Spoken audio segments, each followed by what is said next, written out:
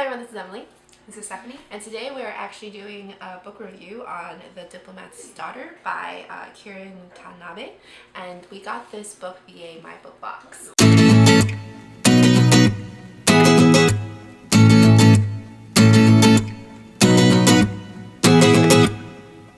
Basically, this story was about, this is part of women's fiction, but it's a historical fiction as well. Mm-hmm.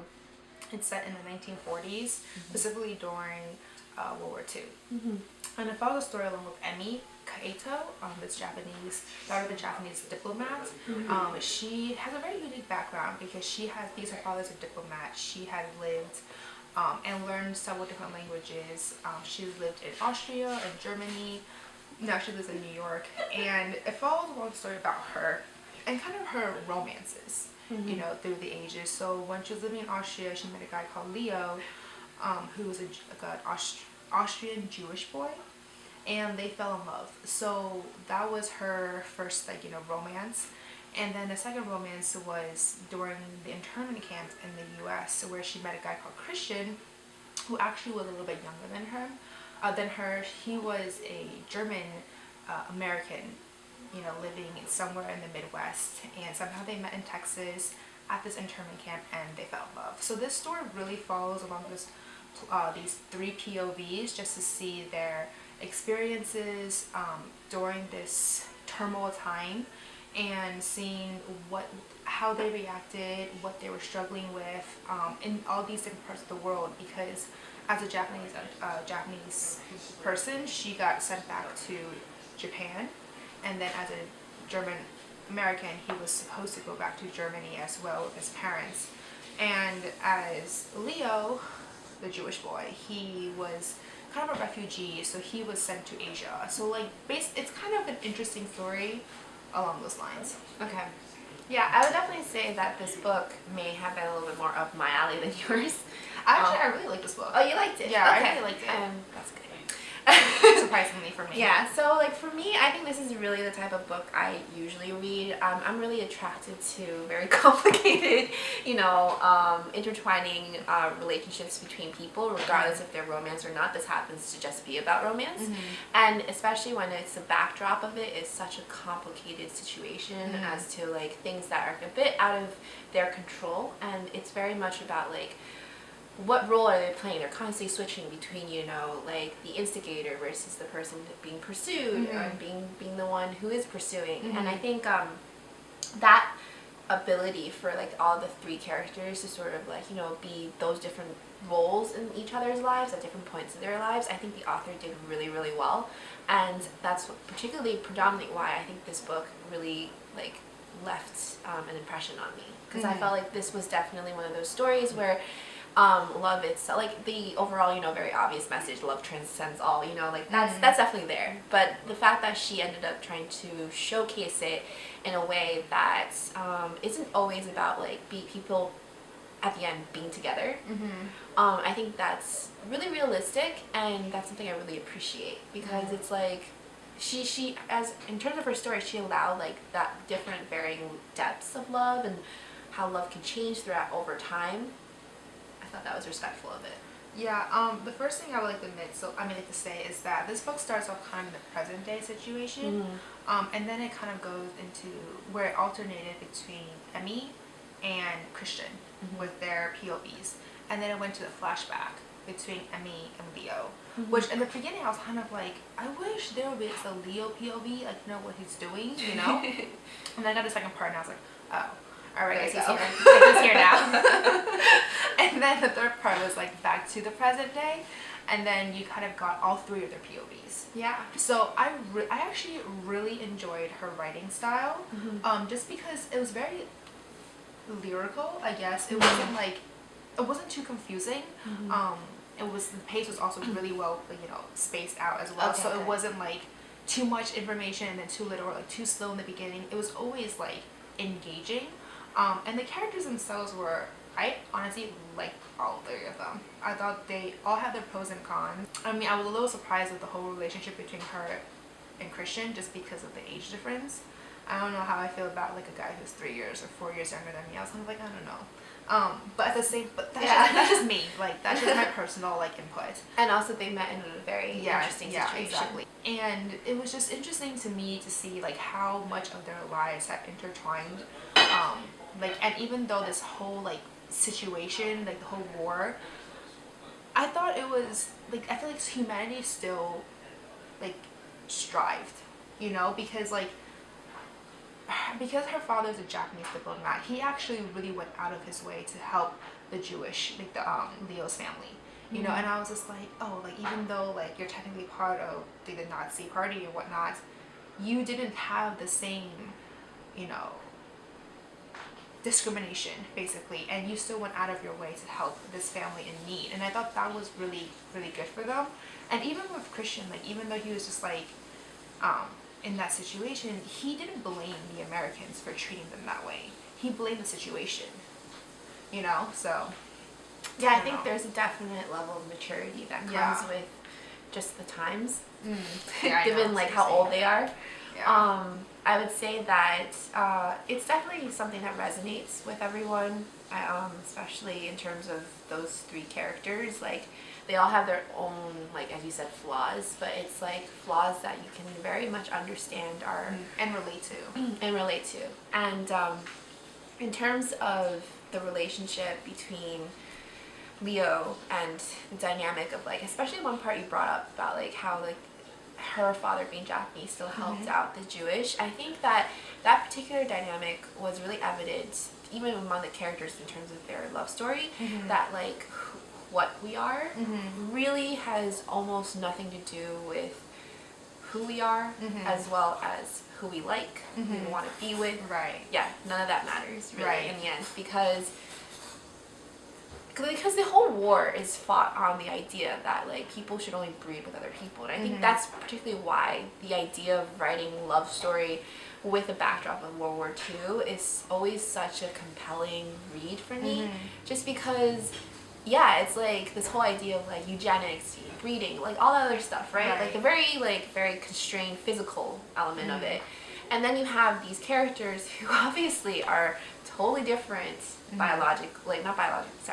wrong wording.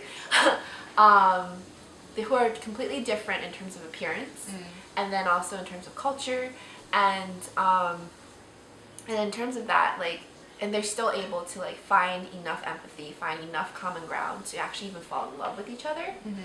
That's definitely speaking to like the overall power of the fact that like the message of the story. So yeah, I definitely would say that this story definitely shows that it speaks really close to home. So. Yeah, I mean, and honestly, like, what I thought was most interesting was how vivid the author was able to put everything into writing. You know, like, I can imagine the struggles they were going through, the internment camps, even when they were, like, in the third half, when they were dealing with the whole, like, the rations in Japan. I was just like, I never really thought of the struggles that Japan was facing. You know, as an American, I was mostly focused on like the American side of history, and then also being Taiwanese. Right. Yeah. Exactly. And whereas like listening and reading about like her struggles in Japan during this big period of time, I was like, wow, like that's actually really interesting. And then I was also thinking about the whole remember pachinko? Yeah. I was thinking about that too, and I was just like, that kind of explains, because that was also set during World War II. Same time. Yeah. So I was kind of like, oh, that kind of explains a lot as well, because like this was like clearly more of a Japanese person's POV in Japan, and the pachinko, like bringing in another book, is about the Korean side in Japan. You know, so I just like had this whole like, I don't know, thinking going on about like the similarities. Good. Not just about similarities, but like also the differences, you know, between like what people were facing, and I was like kind of, is able to really maybe understand like the struggles more, you know? Yeah. I would say that as this book, I think you're right. It's a really good book to either follow up or even read before Pachinko, but I think it's one of those books that you should read together with that, as well as like maybe even a good book, of course, that talks about like, you know, the other perspectives in Asia as well. At least for the American audience, just because I think there's such a huge gap in our history classes, in our English classes, and in terms of really having a chance to empathize as well as start a conversation about the Pacific Front of like what war does to people of those cultures versus like even ones, you know, from Africa. Like I never have read really a book about how World War II affected most of the countries in Africa. Yeah, and I think that's actually really, really like, I'm actually ashamed of it, to be honest. Maybe you should write one. I can't, not because I need to do research, and I think really I will never be able to really cut down to the nuances the same way that someone who actually survived it will. So I need to go try to find literature like that. But yeah, it's like in general, I think it's really healthy for us to maybe just go through the entire World War II curriculum, you know, of like different experiences, because we've definitely read so much in English class, rightfully so, of like Number of the Stars, you know, the Jewish perspective from Norway, from like Germany, and even that was different. Like hearing Anne Frank's, you know, hearing Anne Frank's idea of like what you know, the hunt against Jews did to her versus like, you know, the Book Thief, which was predominantly in like Poland or Germany. It was in Germany. In Germany, yeah. So like those stories were different enough. So you can only imagine like if you were to branch out a little bit more, like how many more pieces of the puzzle are we missing? Right. So I would say that like these, I don't know. I'm curious now to read that type of book list. Yeah. So. Maybe no one could let us know.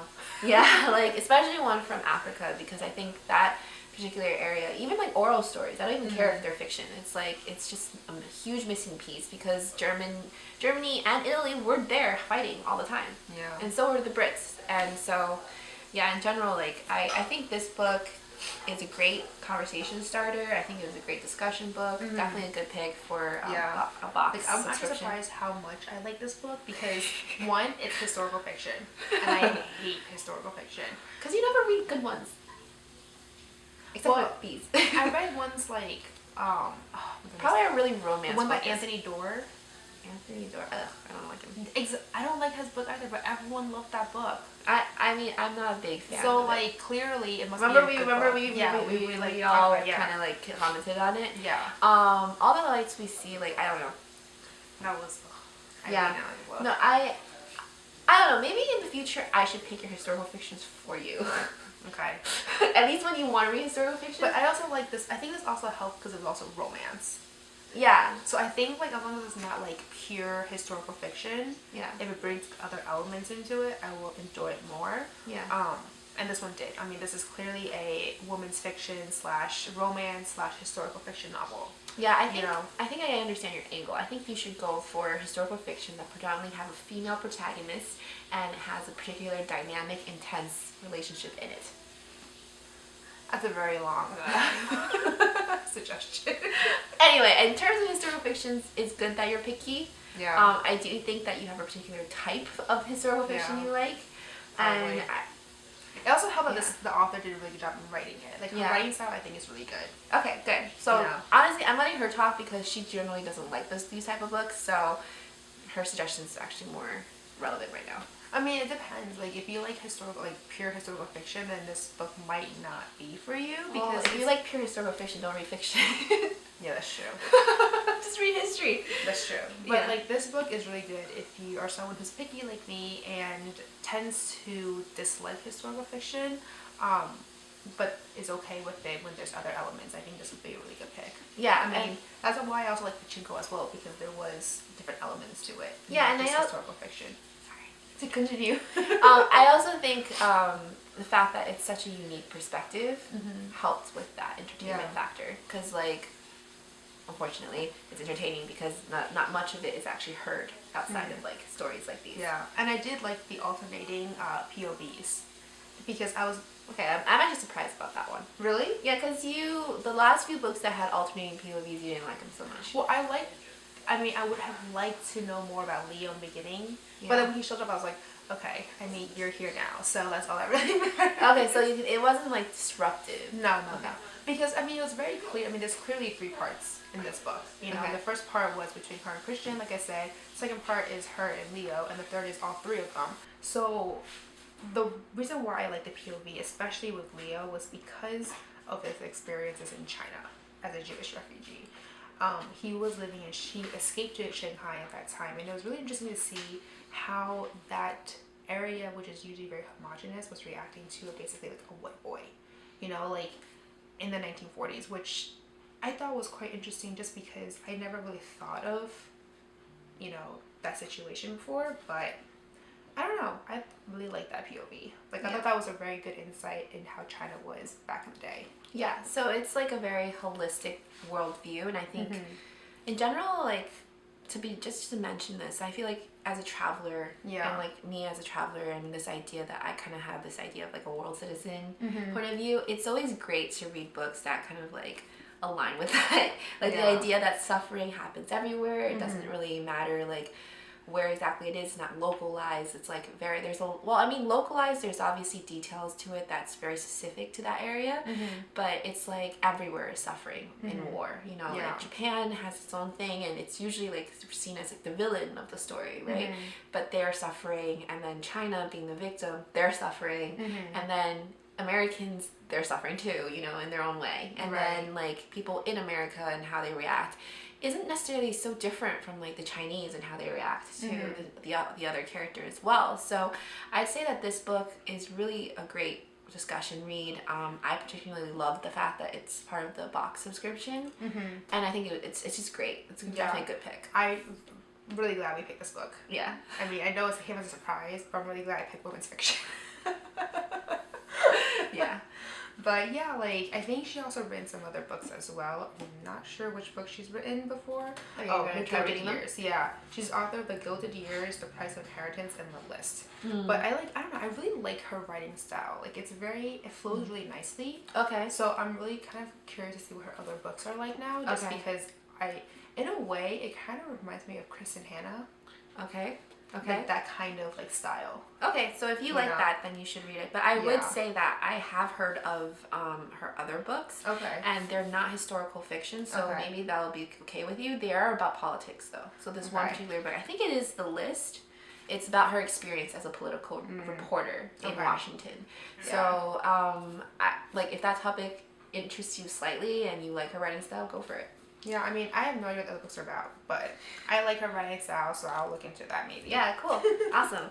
So yeah, in general, please let us know if you've also read this book, or if you're excited to read it. Please comment down below and subscribe to us if you like what we read. And don't forget to follow us on Twitter, Instagram, and Facebook. Please like and follow us there. And we also do have a podcast that we do curate from our videos. So yeah. Okay, thank you guys. Thank you. Okay, see you guys. Bye. Bye.